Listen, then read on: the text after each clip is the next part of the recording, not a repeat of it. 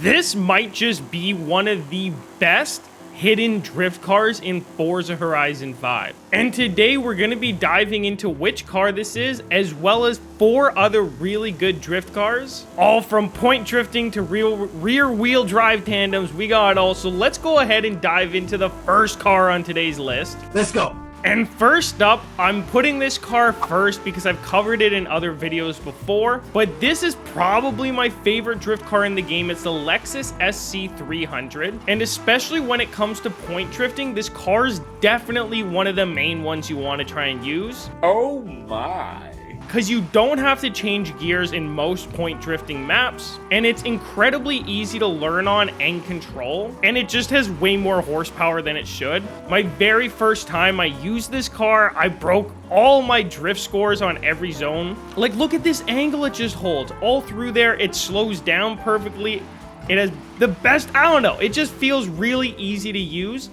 And it's kind of like using a cheat code when it comes to these drift zones. But let's go ahead and dive into the second one on today's list. And since the last one was mostly an all-wheel drive car, keep in mind all these cars could be all-wheel drive or rear-wheel drive. It's up to you.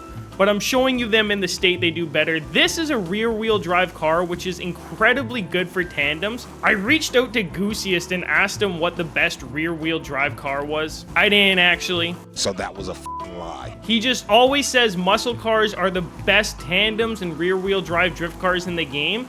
And he's completely right about that. This is the Dodge Super Bee, and it has a very slow drifting style. Obviously not great for point drifting, but it's incredibly handy for tandems, which isn't something I do a whole lot, so I'm not displaying it the best. Now, unfortunately, I think this car is decently rare. I'm not entirely sure. I happen to have one on my account, but let me know down below if this is a hard one to get, and perhaps I can provide a replacement. But if you do have it, you're gonna have no problem running tandems. But let's go ahead and dive into the third car on today's list. And look, before you guys get too upset at me for my suggestion,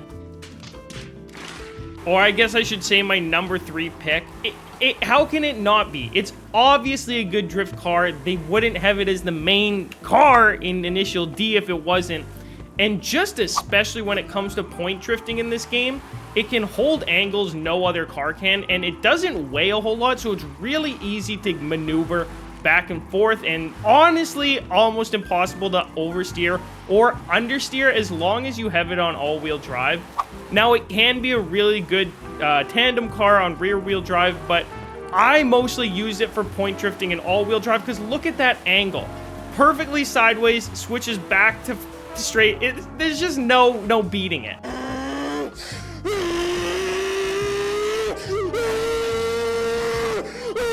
Now, it is a bit of a toss-up for me whether the Lexus SC300 or this is better, because I have such an incredible time using both of them. Like, look at how sideways I can be using this car, like almost 90 degrees sideways. It's the most angle you'll ever see.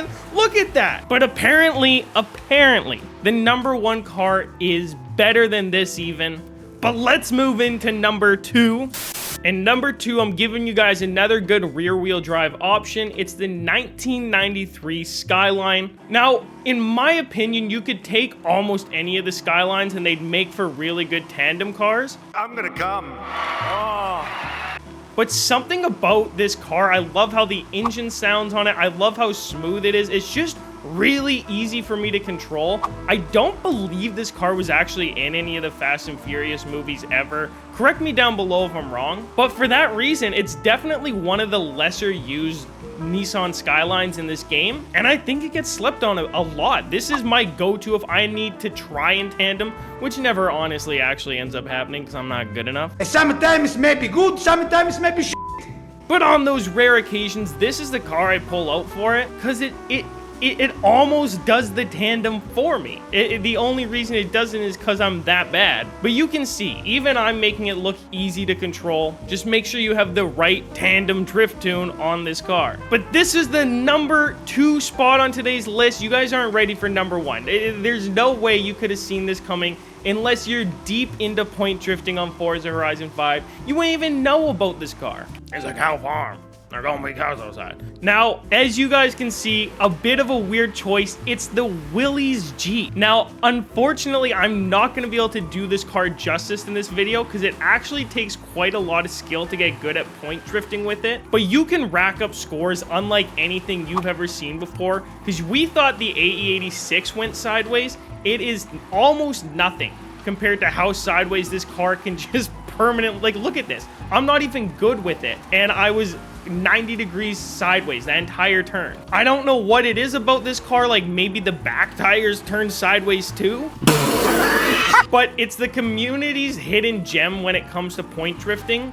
And apart from hacked scores, most of the top scores on point drifting zones you're gonna see come from this wonder of a car that for some reason has confused the point drifting community for years. Now, chances are, if you're not very into point drifting or you're just getting into it, you had no idea that this was the best car, but now you do, and hopefully you learned something else in today's video. If it helped you at all, feel free to subscribe and turn on post notifications. But that is gonna be just about it for us on today's video. If you made it all the way through to the end, let me know down below. As always, we'll see you boys in the next one. I'm out. The peace.